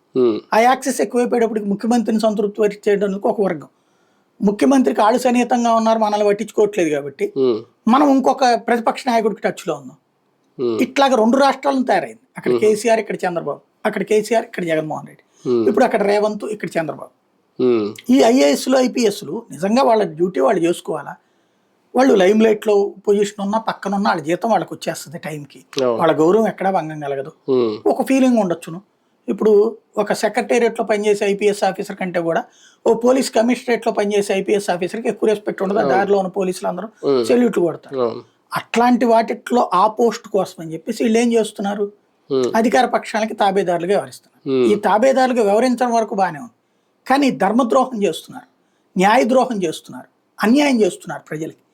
వీళ్లే తప్పు చేస్తే వీళ్ళే తప్పుడు కేసులు పెడితే, వీళ్ళే తప్పుడు వ్యవహారాలు చేస్తే, వీళ్ళే తప్పుడు అరెస్టులు చేస్తే, వీళ్ళే ప్రజాస్వామ్యాన్ని కూనీ చేస్తే ఏమవుతుంది? ఇది ఇప్పుడు ప్రస్తుతం పరాకాష్ఠకి చేరింది. తెలుగుదేశం తెలుగుదేశం వాళ్ళ మీద కేసులు పెట్టడానికి అప్పుడు ఎస్పీలు వీళ్ళందరూ పనిచేసి పెట్టారు. మనకి అక్కడ ప్రత్యక్షంగా కనబడింది. అంగళ్ళు టైంలో అక్కడ గొడవ క్రియేట్ చేసిన, లేకపోతే గనక అతని పేరేంటది, ఈ అమరావతి ఉద్యమం జరుగుతున్నప్పుడు ఎదురు నుంచి వచ్చే వాళ్ళని ఎట్ట ప్రోత్సహించారు. కుప్పంలో చంద్రబాబు టూర్ చేస్తుంటే ఎదురు నుంచి వచ్చే వాళ్ళని ఎట్ట ప్రోత్సహించారు పోలీసులు. ఖచ్చితంగా తప్పే, దుర్మార్గం, అహంకారపూరితం. అధికార పక్షం చేసింది ఆ రోజున వైఎస్ఆర్ కాంగ్రెస్ పార్టీ, దుర్మార్గమైన పని. దానికి పోలీసులు సహకరించారు, నిద్రపోయారు, లేదా రెచ్చగొట్టడానికి వీళ్ళు సహకరించారు. దాని పర్యవసానం పోలీస్ వ్యవస్థను కనుక మనం కంట్రోల్ చేయకపోతే కష్టం అనేటటువంటి దీంతో వీళ్ళు చేస్తున్నారు. ఆ విషయంలో తప్పేం లేదు. అయితే రేపు పొద్దునేంటి వీళ్ళు వదిలిపెడతారా? ఇది అధికారుల యొక్క ఇగోస్. మీరు చూడండి, అక్కడ తెలంగాణలో స్మితా సబర్వాల్, తర్వాత ఆవిడ ఇప్పుడు ఇంకొక ఆవిడ ఉంటది, ఇదివరకు ఆవిడని అవతలకు పంపించారు, ఇప్పుడు ఆవిడ కీ రోల్ పోషిస్తుంది 5-6 పదవులు. ఇద్దరు కూడా అక్కడ కొంచెం సెలబ్రిటీ ఇమేజ్ సంపాదించారు, ఇద్దరు ఐఏఎస్లు మహిళలే. ఈ మహిళలకు సంబంధించి ఇగో క్లాషెస్ వచ్చినాయి. వాళ్ళిద్దరికి వచ్చిందో లేదో తెలియదు, కానీ ప్రచారం పరంగా ఆవిడ ఒక తరపున ఒక గ్రూప్, ఈవిడ తరపున ఒక గ్రూప్ అయ్యారు. చివరికి కేసీఆర్ ఉన్నంత వరకు స్మితా సబర్వాల్కి ఈ రోల్ పోషింది. ఇప్పుడు ఆవిడ వచ్చింది, ఈవిడ పక్కన పెట్టారు. ఏమిటిది? వాళ్ళ ఈగోస్ కోసం మిమ్మల్ని ఎన్నుకుంది ఎందుకు? ప్రజాప్రతినిధులుగా ప్రజాస్వామ్యబద్ధంగా వ్యవహరించమని. అధికారులు ఏంటి? రాజ్యాంగబద్ధంగా వ్యవహరించడం. కానీ రాజ్యాంగాన్ని పక్కన పెట్టి రాజకీయ పార్టీలకు తాబేదారులకు వీళ్ళు పనిచేస్తుంటే ప్రయోజనం ఏంటి? చట్టాన్ని ఎలా అమలు చేయాలో చెప్పడం మానేసి, చట్టపరమైన లోపం చేస్తే సరిచేయడం మానేసి, చట్ట విరుద్ధంగా వీళ్ళే ప్రవర్తిస్తే ఎట్లాగా? ఏదో తప్పుడు కేసు పెట్టడం చట్టంలో చేయొచ్చు, సులభం పెద్దానికి. కానీ ఆ తప్పుడు కేసు పెట్టడం కోసమే మీరు ఐఏఎస్ లైంది, ఐపీఎస్ లైంది. తప్పుడు పని చేసి పెట్టడానికి మీరు ఐఏఎస్ లైంది, ఐపీఎస్ లైంది. అంటే వీళ్ళు తమ భవిష్యత్తు చూసుకుంటున్నారు. ఇదివరకు ఐఏఎస్లు ఐపీఎస్లకి నాకు బాగా గుర్తు, మనం హైదరాబాద్లో ఉన్నప్పుడు ఇంటర్వ్యూలకి ఐఏఎస్లు రిటైర్డ్ వాళ్ళని చాలా మందిని పిలిచారు. వాళ్ళకి వెహికల్ కూడా మనం పంపించాల్సి వచ్చింది, ఎందుకంటే వాళ్ళ జీతం మీద వాళ్ళు డిపెండ్ అయ్యి ఉంటారు. ఇది రిటైర్మెంట్ అయ్యాక ఆ వచ్చే పెన్షన్ మీద 50,000 60,000 వస్తుంది. ఏ అపార్ట్మెంట్లో ఫ్లాట్, లేకపోతే ఆల్రెడీ ఉన్నటువంటి ఇంట్లో ఇదో. అట్లాంటి నిజాయితీగా ఉన్నటువంటి వాళ్ళ పట్ల చాలా గౌరవం ఉండేది. కానీ కొంతమంది బాగా సంపాదించుకున్నారు. ఇప్పుడు ఏమవుతుంది? రాజకీయ నాయకుడు ఎట్టా సంపాదించుకున్నాడు కదా, నా వాటా ఎంత? హైదరాబాద్ లో ఫామ్ హౌస్లు కట్టిన వాళ్ళు బోళ్ళు అంతమంది ఉన్నారు. అట్లాగే రెండో వర్గం ఏమవుతున్నది? రాజకీయంగా రేపు పొద్దున మనం ఎంపీ అవుదాం, మనం ఇంకోటి అవుదాం అనుకునేటటువంటి వాళ్ళు. వీళ్ళ ఆ యొక్క కోరిక కోసం ప్రజాస్వామ్యాన్ని చంపేస్తున్నారు. న్యాయం సకాలంలో అందకపోయినా, అన్యాయం జరిగినా, ఈ రెండు దేని వల్ల జరుగుతుంది? ఈ ఏదైతే ఐఏఎస్లు ఐపీఎస్ల వ్యవస్థ వల్ల, జ్యుడిషియరీ వ్యవస్థ. ఈ రెండు సక్రమంగా లేదంటే అక్కడ ధర్మం చచ్చిపోయినట్టు. అంతే. అవును, మోకాళ్ళ మీద లేదు, చచ్చిపోయింది. ఇప్పుడు చంపేశాం మనం. ప్రస్తుతం కొన ఊపిరితో కొట్టుకుంటోంది. ఆ కొన ఊపిరితో కొట్టుకుంటున్నటువంటి ధర్మాన్ని కాపాడాలి అంటే ఎప్పటికైనా నిజాయితీగా ఆలోచించాలి. అటు ఆయా అధికారులు ఆలోచించాలి, ఇటు ప్రభుత్వాలు ఆలోచించాలి. రాజకీయ పార్టీలు కూడా, అంటే ఇప్పుడు ఐఏఎస్ అన్నా ఐపీఎస్ అన్నా వాళ్ళు కేంద్ర సర్వీసులు కాబట్టి సాధారణంగా ఇంతకుముందు ఎప్పుడు ఈ తరహా రాజకీయం అంటే చూడలేదు. మరి అంతకుముందు ఏమైనా ఉన్నాయో నాకు తెలియదు. వాళ్ళని సాధారణంగా టచ్ చేయరని కూడా అంటారు రాజకీయ నాయకులు, అంత త్వరగా వాళ్ళని సస్పెండ్ చేయడాలి ఇవన్నీ. కానీ ఇప్పుడు చాలా సింపుల్ అయిపోయింది వాళ్ళని సస్పెండ్ చేయడం, ఇప్పుడు వాళ్ళని అరెస్ట్ చేసేయడం, ఇంకా ఎంతమంది ఉన్నారు, ఎంతమంది అరెస్ట్ చేస్తారని చాలా సింపుల్ అయిపోయింది. అంటే ఏంటి వీళ్ళ పరిస్థితులు అలాగా రాజకీయ పార్టీలు లొంగ తీసుకుంటున్నాయా, లేదంటే వీళ్ళ లొంగిపోయే పరిస్థితులు వస్తున్నాయా? పాపం పండుతోంది, ఏదో ఒక రోజున ముగింపు ఉండాలి. నేను చెప్పాను కదా, విడిపోయిన తర్వాత రాష్ట్రంలో వాళ్ళ ఆకాంక్షలను వీళ్ళు వాడుకుంటున్నారు. అంతే. ఇదివరకు నేను ప్రత్యక్షంగా చూశాను, కలెక్టర్ మీటింగ్ అంటే మంత్రి గారు వచ్చి కూర్చుని వెయిట్ చేసేవాడు, కలెక్టర్ గారు లేట్గా వచ్చేవాడు. ఆయన మరి జిల్లా మేజిస్ట్రేట్ ఆయనే కదా, గౌరవం అట్లా ఉండేది. ఈవెన్ మంత్రి కలెక్టర్ దగ్గరికి రావడానికి పర్మిషన్ తీసుకుని ఏ టైంకి రమ్మంటారండి మీరు అని చెప్పి అడిగి వచ్చేవాడు. మళ్ళీ కలెక్టర్ చెప్పేవాడు, ఇది మీరు అడుగుతున్నది కరెక్ట్ కాదండి, జెన్యూన్ కాదు ఇది అని చెప్తే, సరే అలా కాదండి పోనీ చంద్రబాబు గారితో నేను చెప్తాను చెప్పిస్తానంటే ఓకే చెప్పించండి బాబు గారితో అని చెప్పేవాడు. రాజశేఖర రెడ్డి గారితో చెప్పించండి అని చెప్పేవాడు. నేను ప్రత్యక్షంగా చూశాను ఐఏఎస్ఎల్ ఐపీఎస్ ఎంత నిజాయితీగా ఉండేవాళ్ళు అండి అప్పుడు. వాళ్ళ రోజున వాళ్ళని చూసి, అప్పటి వాళ్ళని చూస్తే చాలా గౌరవం వస్తుంది, ఇప్పుడు చూస్తుంటే అసహ్యం వేస్తుంది. వాళ్ళు మాట్లాడే మాట, చేసే చేష్ట, ఈ వ్యవహార శైలి అసహ్యం వేస్తుంది. అంటే ఒక రకంగా ఆ వాల్యూని కూడా తగ్గించుకుంటున్నారేమో మేబీ ఇలా రాజకీయాలుగా ఉండి. రెండో అంశం పొలిటికల్ అడ్వైజరీ కమిటీ ఒక రకంగా అంటే వైసీపీ కాస్తంత ఆలస్యంగా తీసుకున్న నిర్ణయమా, దూకుడు పెంచుతున్నా అనే సంకేతాన్ని ఇచ్చారా జగన్ గారు? బేసిక్గా ఇన్నాళ్ళకి వ్యవస్థీకృతం అవుతుంది. ఓ రకంగా చెప్పాలంటే బిడ్డను కానీ పేరు పెట్టనటువంటి పరిస్థితి ఇంతవరకు వైఎస్ఆర్ కాంగ్రెస్ పార్టీ. 10 ఏళ్ళు దాటిందా? 11 ఏది 2010 25 15 ఏళ్ళు 2010 అంటే 15 ఏళ్ళు 15 ఏళ్ల పాటు బిడ్డకి పేరు పెట్టుకోలేదు. కానీ ఒకసారి అధికారంలోకి వచ్చేసరికి వెళ్ళిపోయారు. అధికారంలోకి వచ్చారు, ప్రతిపక్షంలోకి వచ్చారు, ఇప్పుడు ఏది కాకుండా పోయారు. ఓవరాల్ గా అట్టుంది. ఇప్పుడు ట్రై చేస్తున్నారు వ్యవస్థ. అంటే ఒక బిడ్డ పుట్టాక నిక్కర వేయాలా, చొక్కా వేయాలా, టై అట్టాలా, షూస్ వేయాలా, స్కూల్ కి పంపించాలా, స్కూల్ తర్వాత కాలేజీకి పంపించాలా, ఇదో వ్యవస్థ. బిడ్డ పుట్టిన తర్వాత ఇదో లక్షణం. ఇంతవరకు ఆ లక్షణం మర్చిపోయారు. అంటే వైసీపీ పెట్టిన తర్వాత ఎన్నో పార్టీల నుంచి, అంటే కాంగ్రెస్ నుంచి ఎక్కువ వచ్చిన వాళ్ళు ఉన్నారు, టీడీపీ నుంచి వచ్చారు వెళ్ళారు, అధికారం అనిపించారు, మంత్రులు అయ్యారు, వెళ్ళిపోయారు. ఇప్పుడు కూడా ఇంకా వెళ్ళిపోతున్నారు, ఆయన తిడుతున్నారు, ఈయన వెళ్ళిపోవడం చేశారు. ఎంత అయిన తర్వాత ఇప్పుడు బాగా ఆలస్యంగా కోలుకోవడం వెనక ఏంటి ఉద్దేశం జగన్ గారు? ఇప్పటిదాకా వాళ్ళకి ఏంటంటే జగన్ పేరు మీద వెళ్ళిపోతా వచ్చింది. జగన్ కూడా అందుకనే సంస్థాగత నిర్మాణం మీద ఆలోచించలేదు. నాయకుడిని అడిగాను ఇంతకుముందు, ఏందండి ఇదంటే ఇదివరకు 9-10లో అనుకున్నాము, ఫస్ట్ మేము చెప్పినప్పుడు ఆయన అన్న ఇప్పుడు ఎలక్షన్ ముందు మనం ఒకళ్ళకి పోస్ట్ ఇస్తాం, ఒకళ్ళకి ఇలేము, ఈ టైంలో మనం కనుక అట్లా చేస్తే రావాలనుకున్నాడు పోతాడు కదా, ఎందుకు వద్దులే అన్నారట. సరే ఎలక్షన్ అయిపోయింది, ప్రతిపక్షంలోకి వచ్చింది. ఆ టైంలో మళ్ళీ సంస్థాగత నిర్మాణం అంటే మనం ప్రతిపక్షంలో ఉన్నామన్నా, ఇప్పుడు మనం అక్కడికి పోస్ట్ ఇచ్చి ఇంకోటి గీకపోతే వెళ్ళిపోడా, అక్కడ మనుషులు లేరనేసి మనం జడగొట్టుకోవడం ఎందుకన్నాడట. సరే అధికార పక్షంలోకి వచ్చాడట. అధికార పక్షంలోకి వచ్చాక గుర్తు చేశారట. చేస్తే అన్న అదేం లేకుండానే గెలిచాం కదా ఇంకెందుకులే అన్నాడట. ఇట్లాగా 3 టర్మ్స్ అయిపోయింది. ఇప్పుడు ప్రజెంట్ అర్థమైంది ఏంటంటే పిలిస్తే పలికే వాళ్ళు లేకపోయేటప్పటికి అసలు విషయం జ్ఞానోదయం అయింది. ఏంటది?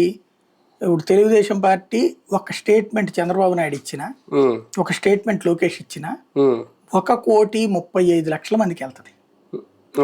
సభ్యత్వం లెక్కన కానీ, తదితర పోస్టులు కానీ, సింపథైజర్స్ కానీ 1,35,00,000 మందికి. అంటే పేపర్లు టీవీలకి లేనంత రీచ్ ఉంది. కాబట్టి అంత రీచ్ ఉన్నప్పుడు ఈజీగా కమ్యూనికేట్ అవుతుంది. ఈయన ముందు ఆ మధ్యన 40-50 లక్షల మందికి కమ్యూనికేట్ అయ్యే వ్యవస్థ చూద్దాం అనుకున్నాడు. కానీ అంత ఎట్లా అవుతుంది? కార్యకర్తలు భయంతో ఉన్నారు, నాయకులందరూ వణుకుతున్నారు, దగ్గరికి రావాలంటే భయపడుతున్నారు, అదేదో గజిగొక్కను చూసినట్టు ఫీల్ అవుతున్నారు. ఎందుకంటే అవతల వాళ్ళు తీసుకెళ్లి లోపలేసేస్తారేమో అని.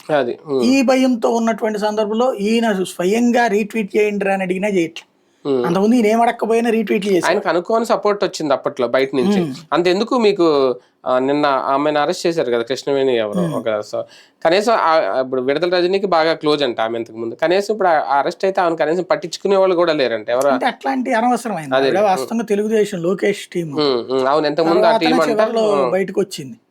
అట్లాంటి వాళ్ళకి ఏం సపోర్ట్ ఉంటుంది? తెలుగుదేశం వాళ్ళు ఉండేట్టు వైసీపీ వాళ్ళు ఉంటారు, ఏదో నడుస్తుంటది.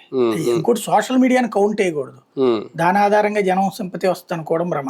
ఒకప్పుడు సోషల్ మీడియా సపోర్ట్ ఎక్కువ ఉంది కదా జగన్ కి. సోషల్ మీడియా సపోర్ట్ కాదు. ఆ రోజున వాస్తవంగా చెప్పాలంటే బాబు గవర్నమెంట్ అడ్మినిస్ట్రేషన్ మీద విరక్తితో పోస్టులు పెట్టారు. అది జగన్ ఫెచ్చింగ్ అయింది. వాస్తవంగా మీరు వాళ్ళది అబ్జర్వ్ చేస్తే జగన్ కి అనుకూలంగా ఏం పెట్టలేదు వాళ్ళు. 100కి 70-80 ప్రభుత్వానికి వ్యతిరేకంగా పెట్టేవాళ్ళు. అందులో 18-19లో బాగా వెక్స్ అయ్యి ఉన్నారు. అందులో మీకు కాస్త అర్థమయ్యేలాగా అవగాహనతో కూడిన నేరేటివ్, అంటే మీరు ఎలా ఆలోచించాలో అనేటటువంటి నేరేటివ్ థింకింగ్ క్రియేట్ చేసేటటువంటి వాళ్ళలో జనసేన బీజేపీ వాళ్ళు చాలా స్ట్రాంగ్ పార్ట్. అప్పట్లో తెలుగుదేశంలో అట్లాంటి వాళ్ళు తక్కువ ఉండేవాళ్ళు, వాళ్ళ ఇన్వాల్వ్మెంట్ తక్కువ ఉండేది. వాళ్ళు ఉన్నారు కానీ వాళ్ళ ఇన్వాల్వ్మెంట్ తక్కువ ఉండేది సోషల్ మీడియా. ఇంకోటి పవర్లో ఉన్నారు కదా, తమను పట్టించుకోలేదు అన్నటువంటి అసంతృప్తితో ఉండేవాళ్ళు. అదే ఇటు పక్కన వచ్చేటప్పటికి కంప్లీట్ గా జనసేన బీజేపీ ఇద్దరు వ్యతిరేకం కావడం ఆ టైంలో, అందులో వాళ్ళని దూషించడం, మోడీని, పవన్ కళ్యాణ్ వాళ్ళని, ఆ కోపంతో అలాంటి ఎడ్యుకేటెడ్ నేరేటివ్ థింకింగ్ క్రియేట్ చేయగలిగినటువంటి ఇన్ఫ్లుయెన్సర్స్ సోషల్ మీడియాలో వాళ్ళు ఆ ప్రభుత్వాన్ని వ్యతిరేకిస్తుండేవాళ్ళు. అది జగన్ కి ఫెచ్చింగ్ అయింది. అప్పుడు కొంతమంది రాజశేఖర్ రెడ్డిని ప్రేమించిన వాళ్ళు, రాజశేఖర్ రెడ్డి కారణంగా ఆ హయాంలో దాన్ని ఏమంటారు ఫీజు రియంబర్స్మెంట్ పథకం ద్వారా దేశ విదేశాల్లో సెటిల్ అయినటువంటి వాళ్ళు కూడా జగన్ కి అనుకూలంగా పోస్టులు బిగిన్ చేశారు వాళ్ళు. అవును. రాజశేఖర రెడ్డి చేసింది ఏంటి, జగన్ చెప్తున్న నవరత్నాలు ఏంటి, అది ఎంతవరకు అమలు అవుతుంది, ఆయన మీద అభిమానంతో. అభిమానం.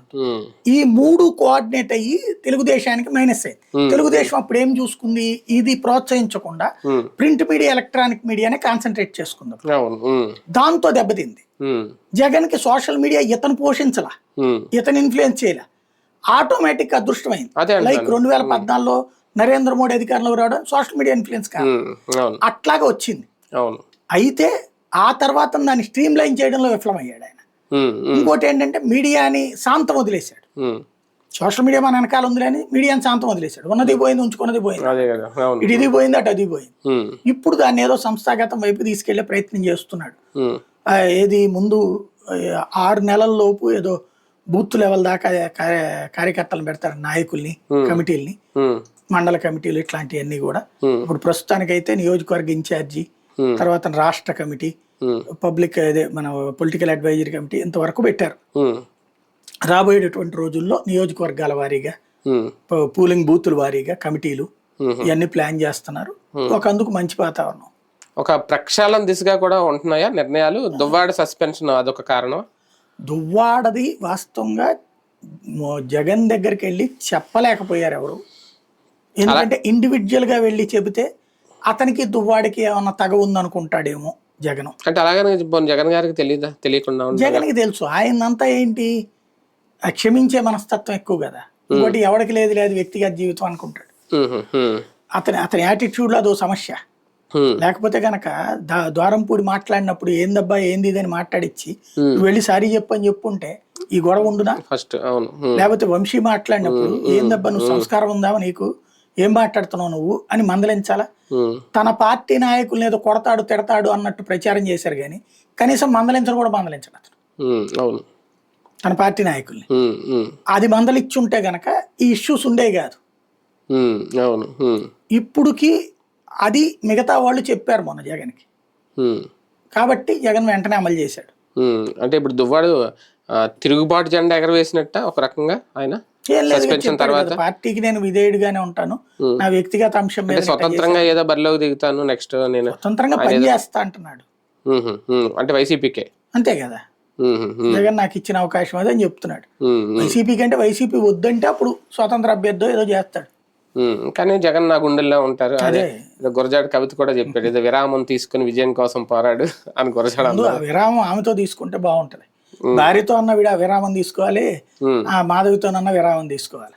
ఎందుకంటే నువ్వు భార్య సరే నీ వ్యక్తిగత జీవితం మీ ఆవిడ నిన్ను వేధించిందా లేదో మనకు తెలియదు, అది నీ ఇంట్లో వాళ్ళకి తెలుసు, నీకు తెలుసు. సరే అట్లా బతకాలని రూల్ ఏం లేదు కదా. అట్లా బతకకుండా ఉండాలి అనుకుంటే నువ్వేం చేయాలి? రూల్ ప్రకారం అయితే గనక చట్ట ప్రకారం విడాకులు తీసుకోవాలి. ఆ విడాకులు తీసుకున్నటువంటి సందర్భంలో నువ్వు ఏం చేసుకున్నా నీ ఇష్టం. అలా కాకుండా చేసేదాన్ని ఏమంటారు? అది కదా సమస్య. మే 2వ తేదీన ప్రధాని రాబోతున్నారు. ఆంధ్రప్రదేశ్ ఒక రకంగా పునఃప్రారంభోత్సవం రాజధాని. ఇంతకుముందు ఆయన మట్టి తెచ్చారు, నీళ్లు తెచ్చారు అనేది ఇప్పుడు ఉంది. ఇప్పుడు ఏం తేబోతున్నారు, ఏం మాట్లాడే అవకాశం ఉంది అనేది కూడా. అంటే ఈసారి దీన్ని ఎలా చూడాలి? వచ్చాడు ఇప్పుడు రిజర్వ్ బ్యాంక్ దగ్గరికి వెళ్ళి 10 గోతాలు నుంచి ఆ డబ్బులు వేసుకుని తీసుకొచ్చి అక్కడ ఇచ్చిపోవాలి. ఆల్రెడీ ఇస్తున్నట్టున్నారుగా. అదే అనేది వాళ్ళు అనే మాటలు బట్టి అట్టుంటది. బేసిక్ గా ఏముంటది, అమరావతి బాగుండాలా, రోడ్లు వేస్తున్నాం ఎంత అని చెప్తారు.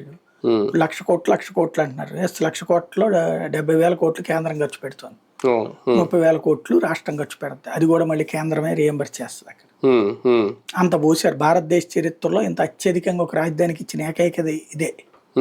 ఛత్తీస్గఢ్కి ఇవ్వాల, ఉత్తరాఖండ్కి ఇవ్వాల, జార్ఖండ్కి ఇవ్వాల. అప్పుడు ఏర్పడ్డటువంటి అయ్యే కదా 4 రాష్ట్రాలు ఏర్పడినటువంటి.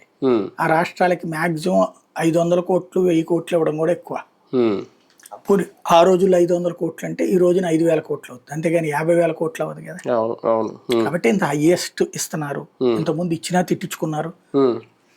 ఇప్పుడు కాస్త ఏంటంటే వీళ్ళకి అవసరం ఏంటంటే ఈసారి మోడీని తీసుకుని వస్తే గనక ఇక అమరావతి అవతలకు పోకుండా ఉంటుంది. అంటే ముందు కాన్ఫిడెన్స్ కల్పించాలి. ఎప్పటికి కూడా ఇప్పటికి ఇంత తిప్పలబడ్డా ఎవరు రావట్లే రియల్ ఎస్టేట్.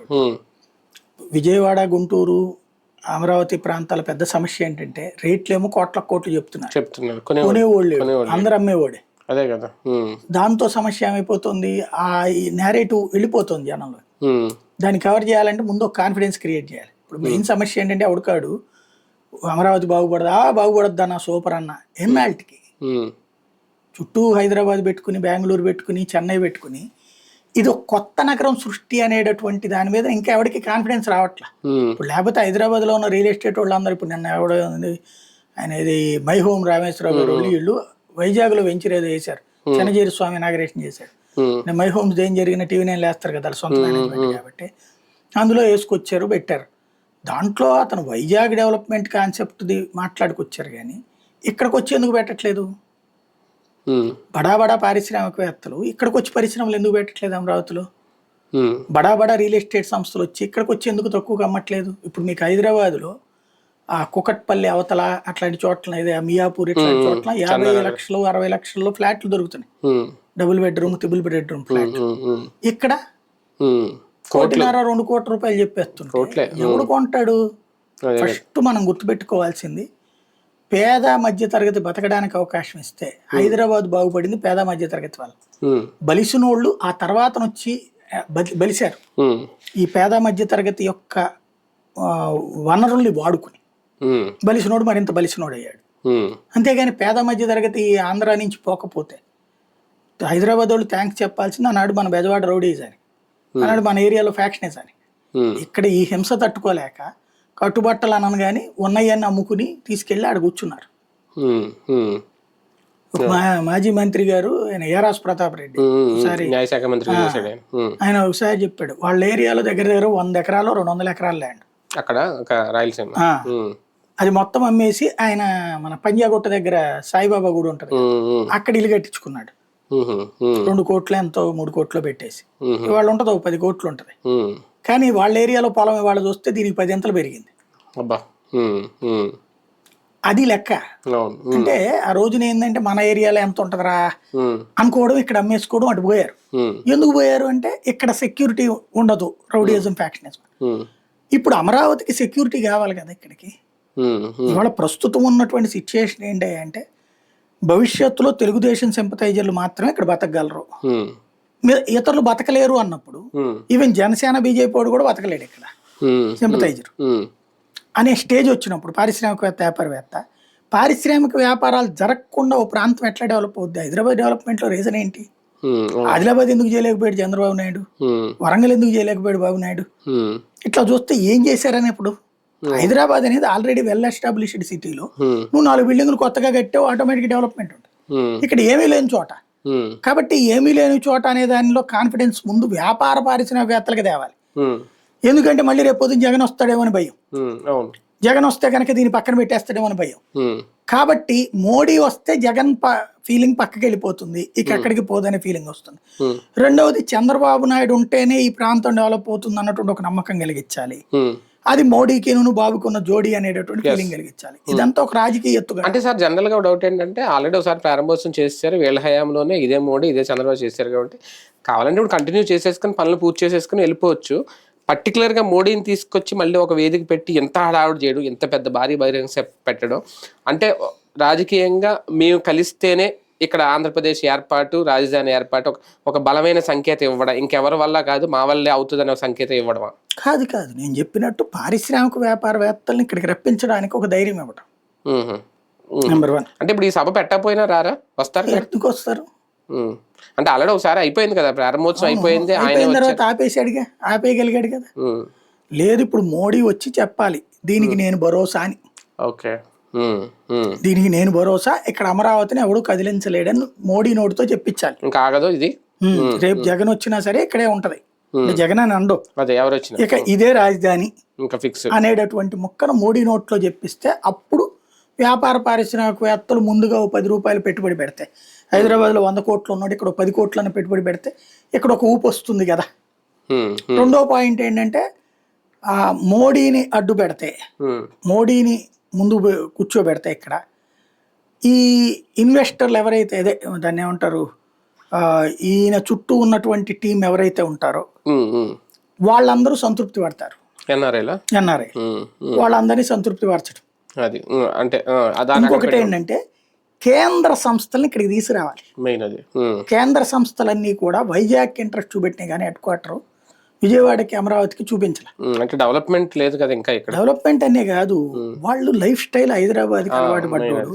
ఇప్పుడు వచ్చేసి అమరావతిలో లుంగి పైకి అగేసి కట్టుకుని పోవాలంటే ఎట్ట కుదురుతుంది? ఇంకోటి అక్కడ ఈ అట్మాస్ఫియర్ ఏముంటది ఇక్కడ. కాబట్టి వాళ్ళందరికి ఒక సంక్లిష్టత ఉంది.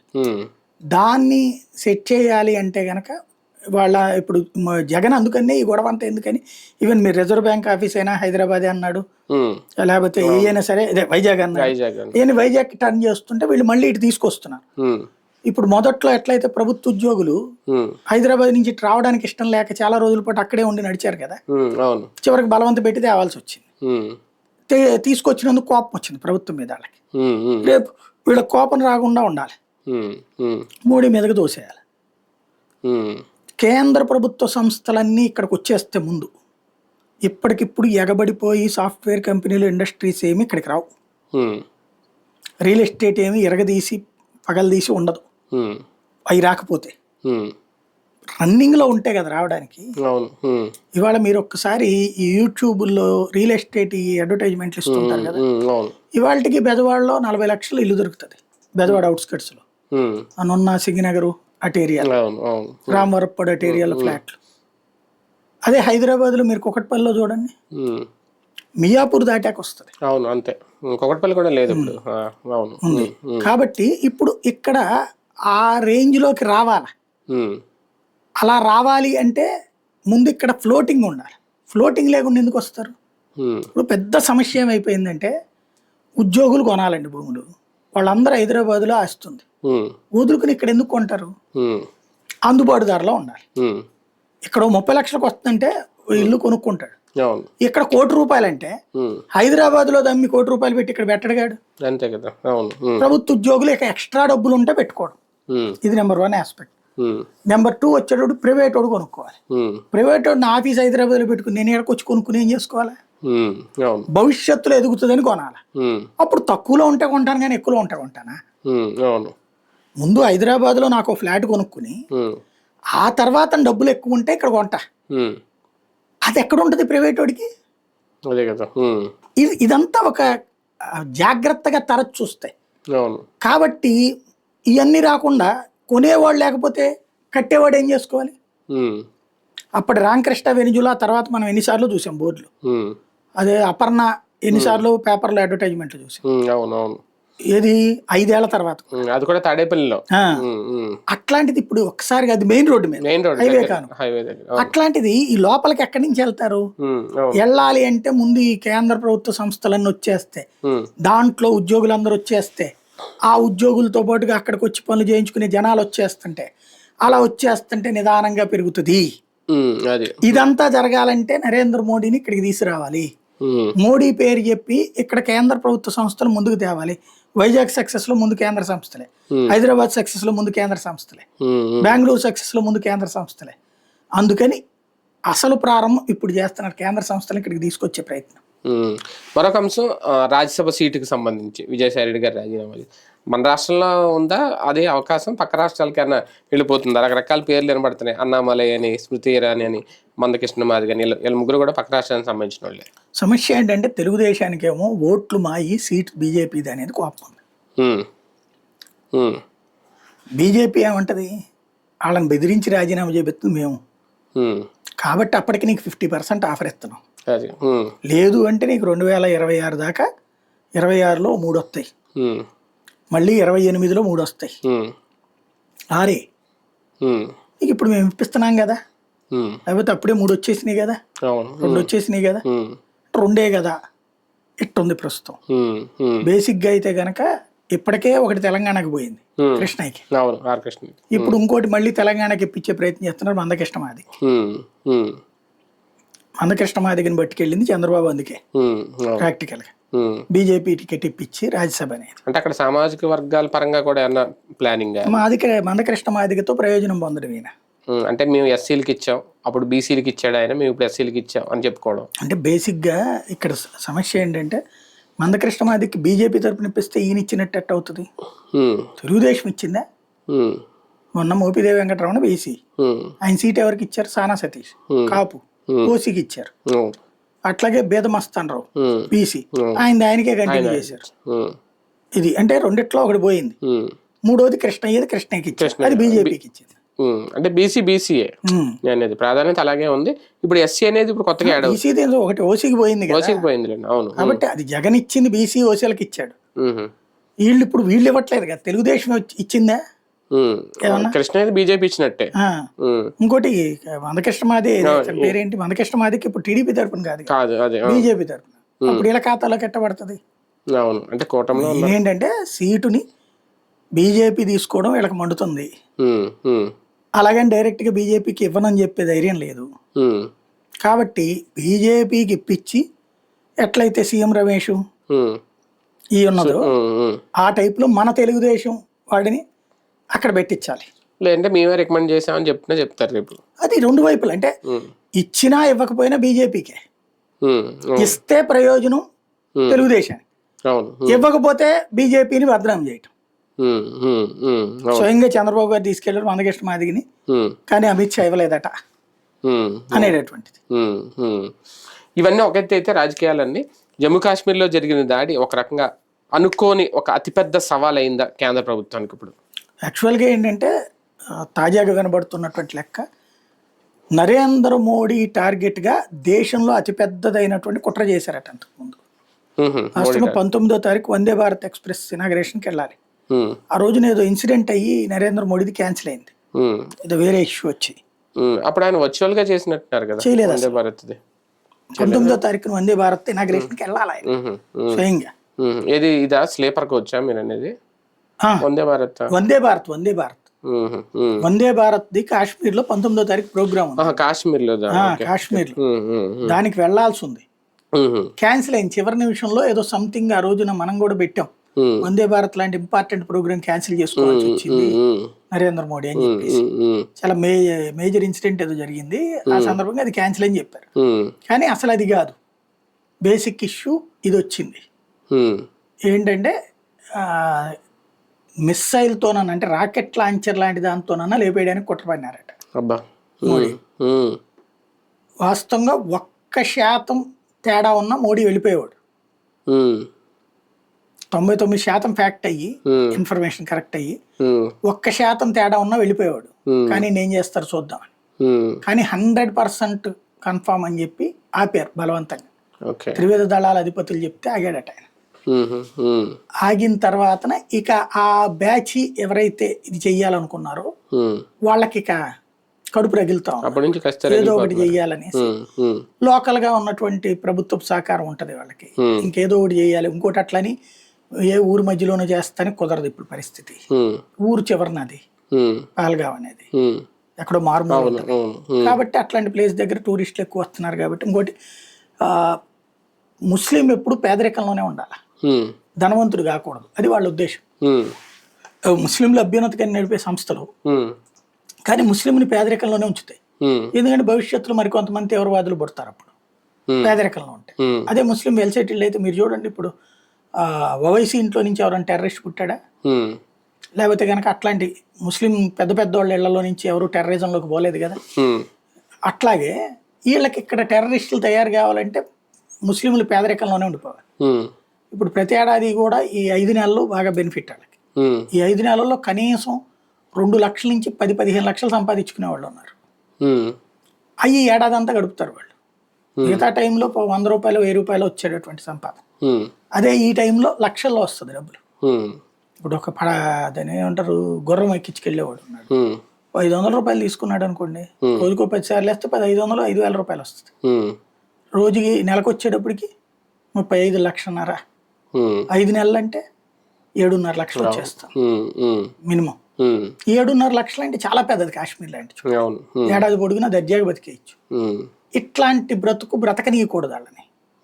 వాళ్ళు పేదరికంలో ఉండాలంటే వ్యాపారాలు నాశనం అవ్వాలి. వ్యాపారాలు నాశనం అవ్వాలంటే ఏ వ్యాపారం ఎక్కువ నడుస్తుంది అక్కడ? Tourism based. టూరిజాన్ని భయపెట్టారు, అందుకోసం జరిగినటువంటి దాడి. అంటే సామాన్యుని టచ్ చేయడం అంటే ఒక రకంగా దేశంలో ప్రజలందరూ కాస్తంత భయపడే పరిస్థితే, వణుకుతారు కూడా. ఇప్పుడు ఆ పర్యాటక ప్రాంతం వెళ్ళాలన్నా నాకు తెలిసి చాలా రోజులు ఆగుతారేమో మేబీ. కానీ అంటే ఈ దాడి వల్ల రేపొద్దున్న భవిష్యత్తులో ఇప్పటికే పాకిస్తాన్కి కావాల్సిన ఆపేస్తున్నారు అనేది, యుద్ధం దిశగా ఏమన్నా అడుగులు పడతాయా? యుద్ధం ప్రత్యక్ష యుద్ధం ఏమి ఉండదు. ఎందుకంటే ప్రత్యక్ష యుద్ధం మనం చెయ్యాలనుకోవట్లేదు. పాకిస్తాన్కి ఆ ధైర్యం లేదు. సర్జికల్ స్ట్రైక్స్ తరహాలో సంథింగ్ ఏదో జరగచ్చు. మేబీ అక్కడ 45, 42 లాగా, అంటే మనం ఏమి అటాక్ చేయకుండా సైలెంట్ గా ఉంటే అవతల వాడికి ఇంకా ఇదైపోతుంది. అటాక్ చేయడం గ్యారెంటీ మీద చెయ్యం. ఎందుకు? వాళ్ళ సైన్యం మన మీద దాడి చేయాల, తీవ్రవాదులు చేశారు కాబట్టి రేపు తీవ్రవాదులను లేపుతాం. తీవ్రవాదులకు సంబంధించిన స్థావరాల్లో ఇప్పుడు మేబీ పాకిస్తాన్ దాచేస్తుంది వాళ్ళని. ఇప్పుడు ఏమవుతుందంటే ఈ టెన్షన్ వచ్చినప్పుడు వాళ్ళని ఒక చోట నుంచి ఇంకో చోటకి మార్చేస్తారు. శాటిలైట్లతో అది ఫాలో చేస్తారు మన వాళ్ళు. సారి ఏం జరిగింది, పుల్వామా ఇన్సిడెంట్ తర్వాత POJKలో ఉన్నటువంటి తీవ్రవాదులందరినీ తీసుకెళ్లి పాకిస్తాన్ లోపల ఉన్న బార్డర్ లో పెట్టుకున్నారు. బాలాకోట్ ఓ చోట ఉంచారు దాదాపు 600-700 మంది. అందుకని దాని మీదనే అటాక్ చేశారు. ఎట్లా కుదిరి తెలిసింది ఇదంతా అంటే ట్రాక్ చేస్తారు. ఇక ఇప్పుడు మన శాటిలైట్లు వాళ్ళ మీద కన్నేసి ఉంటాయి. ఇప్పుడు ఒక థ్రెట్ క్రియేట్ చేస్తారు, ఏదో చేస్తున్నారు గ్యారంటీ టెర్రరిస్ట్ స్థావరాలు ఇప్పుడు ఒక ప్రచారంలోకి తెచ్చారు. 42 స్థావరాలు ఉన్నాయి అంట, ఐడెంటిఫై అయినాయి అంట, అక్కడంటే ఎక్కడంట అని. ఇవన్నీ ఎక్కడున్న జర్నలిస్టులకి, ఎక్కడో సోషల్ మీడియాకి ఎవడు చెప్పాడు? ఇదో లీక్ క్రియేట్ చేస్తారు. ఇది ఒక స్ట్రాటజీ, ఇదొక వ్యూహం అనమాట నేరేటివ్ లో. ఈ వ్యూహం జరిగినప్పుడు ఇది ఆటోమేటిక్ గా వెళ్ళిపోద్ది పాకిస్తాన్కి. వెళ్ళగానే పాకిస్తాన్ రోజు మన అన్ని అడ్రస్లను తెలిసిపోయినారు, అర్జెంట్ గా మార్చేయండి రోజు అంటారు. మార్చేయండి అన్నప్పుడు వీళ్ళందరినీ బయటికి తీసుకెళ్ళాలి, ఎక్కడో పెట్టాలి. ఆ పెట్టే ప్లేసులను ట్రాక్ చేస్తారు. ఇప్పుడు చేసిన తర్వాత అప్పుడు కొడతారు. ఒకే దెబ్బకి భారీ ఎత్తున ఇప్పుడు 25 మందిని చంపారు. వాళ్ళు ఒక 500 మందినో 1000 మందినో లేపుతారు. 10 తలకాయలు తీయడం అనేది మనకు అలవాటే. ఇంత ముందు కూడా కొట్టాం. యుద్ధం లేకుండా మోడీ సీరియస్ స్టెప్ అంటే సర్జికల్ స్ట్రైక్స్ ఒకటేనా? ఇది సర్జికల్ స్ట్రైక్ అని కూడా అనడానికి లేదు. మీరు సర్జికల్ స్ట్రైక్ అనే పదం కాన్స్టిట్యూషన్ లోనో లేకపోతే ఇంటర్నేషనల్ రిలేషన్స్ లో ఎక్కడా లేదు, ఉండదు. ఒరిజినల్ పదం ఏంటంటే యుద్ధమే చేస్తాం. అది అంతే. యుద్ధం చేశాక అవతలోడు యుద్ధం చేయలేకపోవడానికి మనం ఒక సాగు చూపెడతాం సర్జికల్ స్ట్రైక్ అని. ఇది మన పరిభాష. పాకిస్తాన్ తెలుసు అది. పాకిస్తాన్ కూడా యుద్ధంలో మేము ఓడిపోయామని చెప్పలేదు.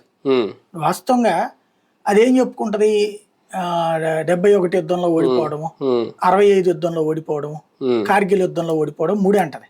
కానీ అది 10 సార్లు ఓడిపోయింది మన దగ్గర. ఇట్లాగా సర్జికల్ స్ట్రైక్స్ మనం 2 కొట్టాం.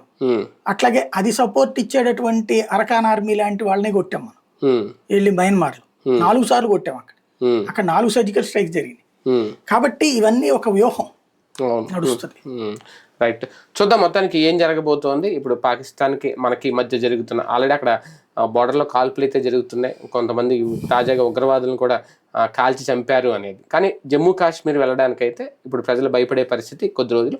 అలాగే ఆంధ్రప్రదేశ్ రాజకీయాల్లో కూడా ఏం జరగబోతోంది, ఎలాంటి కీలక నిర్ణయాలు తీసుకోబోతున్నారు, ఈ అరెస్టుల పర్వం ఇంకా వైసీపీని భయభ్రాంతులకు గురి చేసే దిశగా ముందుకు వెళ్ళబోతుందా, ఏం చేస్తారు వేచి చూద్దాం. ఇది ఇవాల్టి వీకెండ్ విత్ జర్నలిస్ట్ సాయి.